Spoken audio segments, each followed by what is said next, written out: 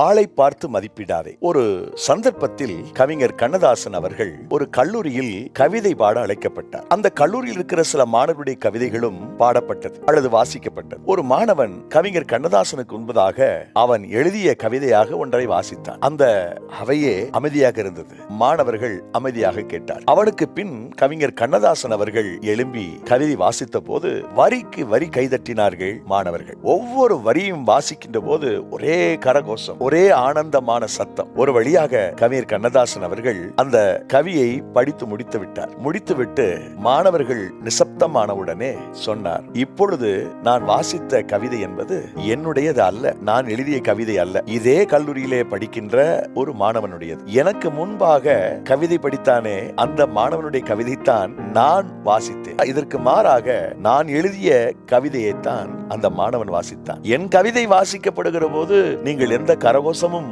செய்யவில்லை, எந்த ஆனந்த சத்தமும் பிறக்கவில்லை, ஏனென்றால் வாசித்தவன் சக மாணவன். ஆனால் உங்களில் ஒரு மாணவன் எழுதிய கவிதையை நான் வாசித்த போது நீங்கள் வரிக்கு வரி கரகோஷம் செய்தீர்கள், ஆனந்த முழக்கமிட்டீர்கள். கவிதை என்னுடையதல்ல, உங்கள் மாணவனுடையதுதான். ஆளை பார்த்து நீங்கள் மதிப்பிடக்கூடாது. அவனுடைய கவிதை எத்தனை கருத்தாள மிக்கது என்பதை நான் கண்டுபிடித்த பிறகுதான் அதை உணர்த்துவதற்காக இப்படி ஒரு ஏற்பாடு செய்தேன். ஆகவே ஒரு மனிதனுடைய தோற்றத்தை வைத்து அவனுடைய நிலைப்பாட்டை வைத்து நாம் மதிப்பிட்டு விடக்கூடாது. நாம் தாழ்வாக இழிவாக ஒரு மனிதனை நினைத்து விடுகிறோம். அந்த தாழ்வான இழிவான ஒரு மனிதன் நிச்சயம் மற்றவர்கள் ஆச்சரியப்படும் அளவிற்கு திறமை வாய்ந்தவனாக இருக்கலாம். ஆகவே படிப்பை வைத்தோ அல்லது ஆஸ்தியை வைத்தோ அந்தஸ்தை வைத்தோ நாம் ஒரு மனிதனுக்கு மதிப்பு கொடுத்து விடாமல் அவனோடு நெருங்கி பழகுங்கள், அவனோடு தொடர்பு கொள்ளுங்கள். அப்பொழுது உண்மை புலப்படும். ஒவ்வொரு மனிதனுக்குள்ளும் தனித்திறன்கள் இருக்கின்றன. ஆக ஒரு ஏழையாயிருக்கிற மனிதன் கூட மிகச் சிறந்த கருத்துக்களை